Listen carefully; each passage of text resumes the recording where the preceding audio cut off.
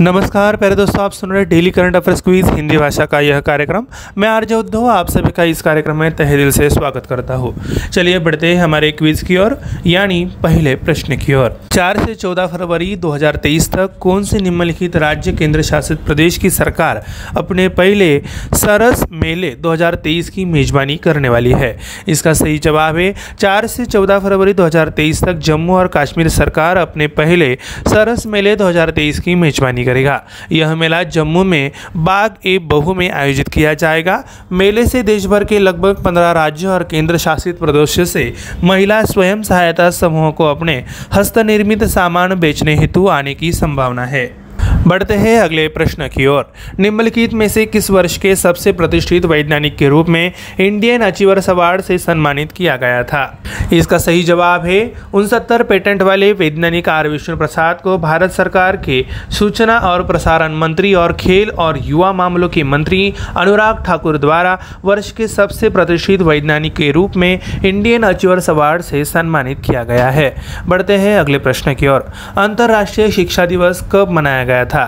इसका सही जवाब है सभी के लिए समावेशी, न्याय संगत और गुणवत्तापूर्ण शिक्षा के लिए परिवर्तनकारी कार्यों का समर्थन करने के लिए हर साल 24 जनवरी को अंतर्राष्ट्रीय शिक्षा दिवस मनाया जाता है। 5वां अंतर्राष्ट्रीय शिक्षा दिवस 24 जनवरी 2023 को to invest in people prioritize education विषय के तहत मनाया गया था। अगला प्रश्न है भारत में राष्ट्रीय बालिका दिवस कब मनाया जाता है? सही जवाब है लड़कियों के अधिकारों के बारे में जागरूकता फैलाने और उनके जीवन में आने वाली असमानताओं को उजागर करने के लिए भारत में 24 जनवरी को राष्ट्रीय बालिका दिवस मनाया जाता है। यह दिन भारत सरकार के विभिन्न अभियानों और कार्यक्रमों के अनुरूप है, जिसमें बेटी बचाओ बेटी पढ़ाओ और सेव द गर्ल चाइल्ड शामिल है। अगला प्रश्न है देश सरकार ने अवैध सोने के खनन के कारण कुपोषण और अन्य बीमारियों से बच्चों की मृत्यु की रिपोर्ट के बाद यानोमामी क्षेत्र में एक चिकित्सा अपघात स्थिति घोषित कर दी है। सही जवाब है ब्राजील में सरकार ने हाल ही में अवैध सोने के खनन के कारण कुपोषण और अन्य बीमारियों से बच्चों के मरने की खबरों के बाद यानोमामी क्षेत्र में चिकित्सा आपात स्थिति घोषित कर दी है। अगला प्रश्न है निम्नलिखित में से किस पुलिस स्टेशन को देश के नंबर 1 पुलिस स्टेशन के रूप में सम्मानित किया गया था? इसका सही जवाब है केंद्रीय गृह मंत्री अमित शाह ने ओडिशा के गंजाम जिले के आसिका पुलिस स्टेशन को 2022 के लिए पुलिस स्टेशनों की वार्षिक रैंकिंग में देश में नंबर 1 पुलिस स्टेशन के रूप में सम्मानित किया है।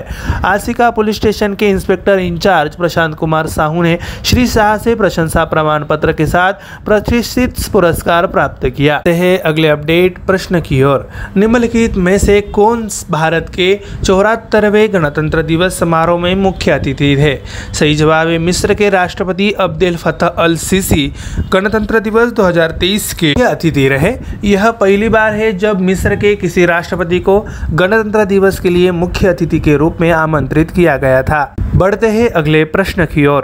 निम्नलिखित में से किस देश के साथ भारतीय सेना ने साइक्लोन 1 का संयुक्त प्रशिक्षण अभ्यास आयोजित किया? सही जवाब है भारतीय सेना और मिस्र की सेना ने 14 जनवरी 2023 को अपने विशेष बलों के बीच पहला संयुक्त अभ्यास साइक्लोन 1 अभ्यास आयोजित किया है। 14 दिनों तक चलने वाला यह संयुक्त अभ्यास राजस्थान के जैसलमेर में आयोजित किया गया था। अगला प्रश्न है ऑस्कर पुरस्कार 2023 में किस भारतीय डॉक्यूमेंट्री फीचर फिल्म को सर्वश्रेष्ठ डॉक्यूमेंट्री फीचर फिल्म के लिए नामांकित किया गया था? सही जवाब है भारतीय documentary feature films all that breeds को हाल ही में ऑस्कर 2023 में सर्वश्रेष्ठ डॉक्यूमेंट्री फीचर फिल्म्स के लिए नामांकित किया गया था। शौनक सेन की डॉक्यूमेंट्री ऑल दैट ब्रीड्स भाई मोहम्मद सऊद और नदीम शहजाद का अनुसरण करती है, जिन्होंने घायल पक्षियों विशेष रूप से ब्लैक काइट्स को बचाने और उनका इलाज करने के लिए इसे अपना जीवन मिशन बना लिया है। आखिरी अपडेट प्रश्न है राष्ट्रपति द्रौपदी मुर्मू ने कितने छात्रों को प्रधानमंत्री राष्ट्रीय बाल पुरस्कार से सम्मानित किया है? सही जवाब है इस वर्ष राष्ट्रपति द्रौपदी मुर्मू द्वारा 11 बच्चों को प्रतिष्ठित प्रधानमंत्री राष्ट्रीय बाल पुरस्कार से सम्मानित किया गया। इस वर्ष के पुरस्कार विजेताओं में बहादुरी और समाज सेवा की श्रेणी में 1, नवाचार की श्रेणी में 2, खेल में 3 और कला और संस्कृति में 4 शामिल है।